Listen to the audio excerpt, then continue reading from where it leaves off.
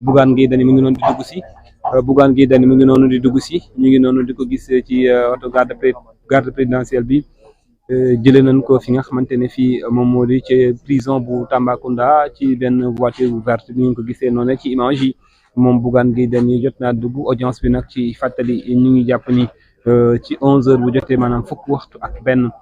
bu jotee ci lay tàmbali fii ci diwaanu Tambacounda voilà donc en tout cas ak li ci mënti am ki nga xamante ni moo di Bougane Gueye Dany moom jot nañ ko indi fi nga xamante ne fii moom moo di tribunal fii la nag wala layoo ak ñi nga xamante ne ñi ñoom ñoo di juge yi ak ñëpp ñi nga xamante ni bokk nañu ci système judiciaire bi itam am kàddu jëmee ci procès bi nga xamante ne tey ji lay am ci situation bi nag ci terrain bi il faut que ñu fàttali ko jëm rek ni ci jamono ji nañ ko wax diwaanu Tambacounda moom egg fii ci tribunal bi daanaka mook jéggi siraat xëj nañ ñooyam tey nag dañoo jël seen ay disposition ngir rek askan wi képp ki nga xamante ne bokkoo ci way taskatu xibaar yi ak ñi nga xamante ne ñi juge nga wala ngay liggéeyee peg bu tribunal bi dañu lay dàq ne nag dañoo def ay barrières daal di ka randale fu sore ngir rek gën a éviter li nga xamante ne lii moom moo fi amoon ci ay bés ba li ñu weesu jëm ci ay sabara ki ndënd yañ fi sampoon di tëgg ka fecc ngir rek di soutenir ñi nga xamante ne ñii ñoom ñoo di waa Pastef loolu nag tey jii nag daanaka ay décision yu ferme la ci way takk deru kaaraange yi jël te nag accès bi ci tribunal bi c'est très filtré képp ki nga xamante ne am na sax ay way takk ay journalistes yi nga xamante ne dañoo am problème accéder ci fi nga xamante ne fii ci mooy ci tribunal bi jëm ci ay wàllum carte de presse wala ay carte d'identification ak yi ni mel donc bu fekkente ne waaye taskatu xibaar yi am nañu yooyu lay jafe-jafe asma laak askan wi nga xamante ne nag jamono ji aussi ñoom ñoo fi yeewu wala bokk ñoom bëggoon ñëw tey jii fekkee li nga xamante ne lii moom moo di procès Bougane Gueye Dany bi gis nañu aussi que ni ñii di garde rapproché wu Bougane Gueye Dany yi ñoom ñoo nekkoon ci pick-up ba di dog di teer léegi nii ñoom itam egsi nañu ñu ngi fi xam ngeen ni am na délégation bi nga xamante ne moo fi des depuis bi ñu jàppee Bougane Gueye Dany daanaka fukki fan ak nii ba suñu jon yàlla tey ñoom ñu ngi fii ci Tambacounda wala te itam amoon na beneen équipe bi nga xamante ne aussi moom moo nekkoon foofee ci diwaanu Dakar di coordonner les activités ak li ci mënti am la vie politique de son mouvement et de la coalition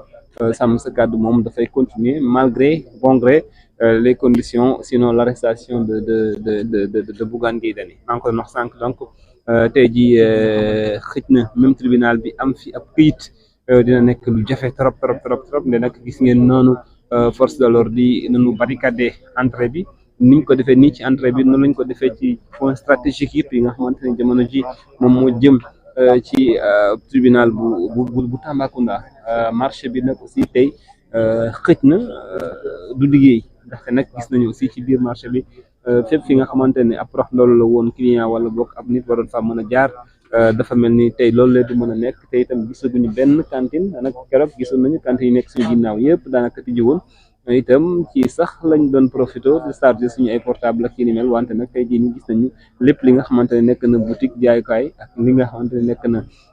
yëf yi mel noonu dafa rek tëj ràpp fii nii muy nag une situation bi nga xamante ne bu déplorable la jëm ci wàllu koomu réew mi nde nag la ville Tamba ville morte on peut en parler ici même jaay table café yeeg ñëpp ñi nga xamante ne ñu ngi woon ci pegg yi daanaka tey jii moom wax dëgg fa yàlla amul kenn ki nga xamante ne ubbi nga sam taabal daal di kaa jaay peut-être que ñenn ñi ils ont reçu des instructions wala des ordres que ni tey bu ñuy ñëw wala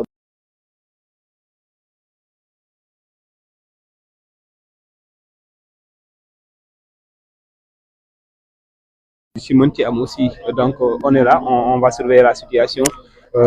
fan la wànnant di mujj ci gëtëm voilà pour résumer seulement mesdames et messieurs donc on est ici à Tambacounda pour assister au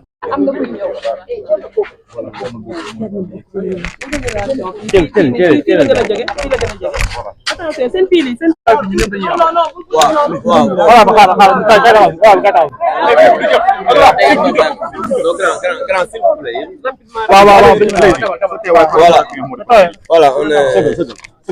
waaw dañu ñëw tey à Tamba pour assister au procès de notre camarade, le président Bougane Gueye Dany. Parce que nous considérons qu'il a été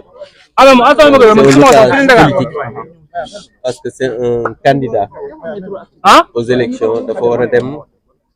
campagne électorale li xew fii nag moom doy na waar déjà vous avez vu jàmm parce que jàpp naa ne ki nga xamante ni ak ñi nga xamante ni sax laay wax ñoo nekk ci bopp réew mi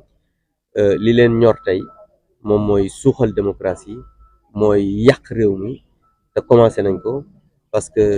li may wax rek réew boo sosee wax ba ñu jox la ko doo wax ba defar et aujourd'hui c'est regrettable d'en arriver là et je pense que nous sommes venus soutenir notre camarade. Je pense que c'est un otage politique qui va être libéré. Nous sommes venus aujourd'hui à Tamba pour d'abord assister au procès de notre ami, notre camarade Bougane Gueye Dany. Et nous estimons que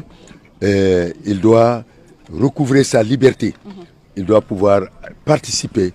en tant qu'opposant à la compétition électorale qu'il y a.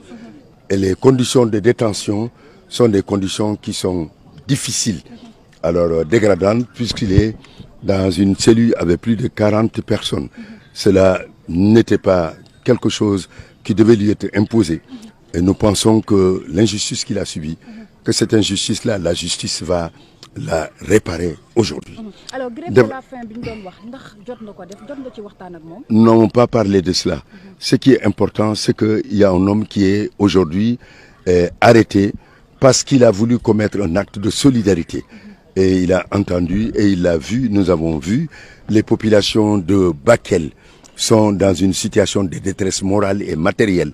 Tout le Sénégal, dans tout le Sénégal, il y a eu un élan de solidarité. C'est dans ce cadre, moi-même, j'avais lancé un appel pour que l'ensemble des Sénégalais d'ici et de la diaspora, et particulièrement les autorités étatiques, pour prendre les mesures idoines et urgentes pour apporter le secours pour les populations. Parce que nous avons été alertés par ces populations qui nous ont dit qu'un risque de famine risque d'avoir lieu. Un risque de famine. Parce que pourquoi? Les champs sont sous les eaux et les greniers sont vides. Bougane, c'est dans ce contexte qu'il a voulu se rendre et il a été arrêté. Donc c'est un acte, c'est comme délit de solidarité. Alors dans ce cadre-là, qu'il lui reprochait. Macky Sall est attendu à Dakar. Est-ce que cette question est avérée? Le problème le plus important, je suis ici à Tambacounda devant le tribunal pour venir apporter ma contribution et surtout mon soutien à une personne qui a maille à partir avec la justice. Cela met mal la démocratie sénégalaise, qui n'a pas besoin, dans des contextes que nous faisons pendant de longues années, des élections. Nous devons laisser chaque citoyen pouvoir s'exprimer et laisser le peuple trancher, dont le verdict va s'imposer à chacun de nous. Et il faudrait, là je le dis aussi, lancer un appel, c'est de la responsabilité de l'État d'assurer la sécurité de tous les candidats qui doivent pouvoir se déplacer sur l'ensemble du territoire national sans être inquiétés, agressés ou tout simplement menacés par des forces. Je m'adresse aussi à l'opposition, que chacun prenne conscience que nous pouvons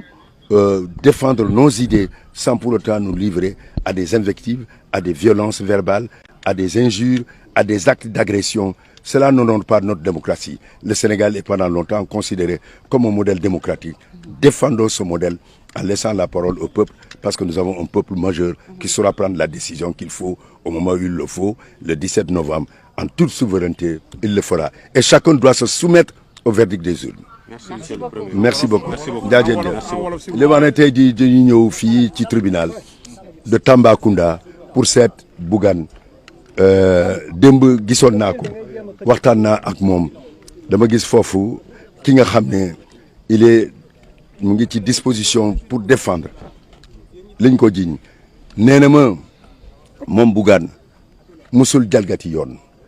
ndax biñ ko bëgg a arrêté nee naa leen su fekkente ne di ngeen xalaat que dama def li nga xam ne dafa méngoo ak luy jalgati yoon maa ngi nii arrêté leen ma nekkul ci dans un esprit li nga xam ne de rébellion ou de refus d'obtempérer nee na ma tamit foofu cellule bi nga xam ne foofu la nekk cellule boobu il y a plus de 40 autres personnes te loolu defe naa ne conditions yooyu métti na te moom am na garantie de représentation lii yëpp suñ ko jaralee parce que la détention, ça devait être essentiellement quelque chose qui doit intervenir parce que la liberté dans notre système, c'est ce qui doit prévaloir. Fumoutelni, on sait qu'il a une bonne garantie de représentation. On a convoqué librement et pouvoir participer à ce procès. liñ ko téye tey xalaat nañu ko mën nañu suñu basé ci moom lu mu wax ak li ñu bindi mën nañ am espoir que dinañ ko bàyyi tey et cela est tout à fait normal. beneen côté bi tamit maa ngi lancé benn appel ci Sénégal lañ nekk yàgg nañu voté ci Sénégal dans les années 1800 déjà ñu ngi doon voté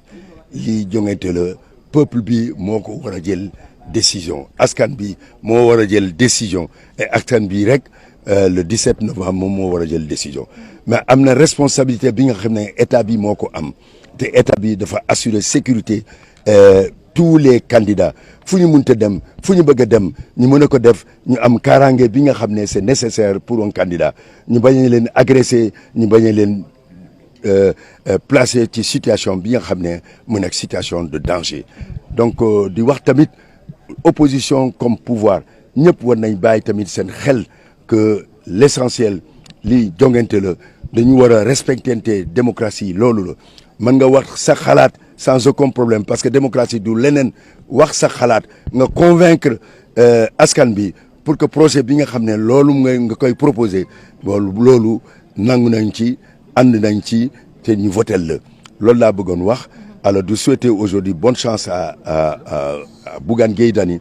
xam naa ne place am nekkul ci prison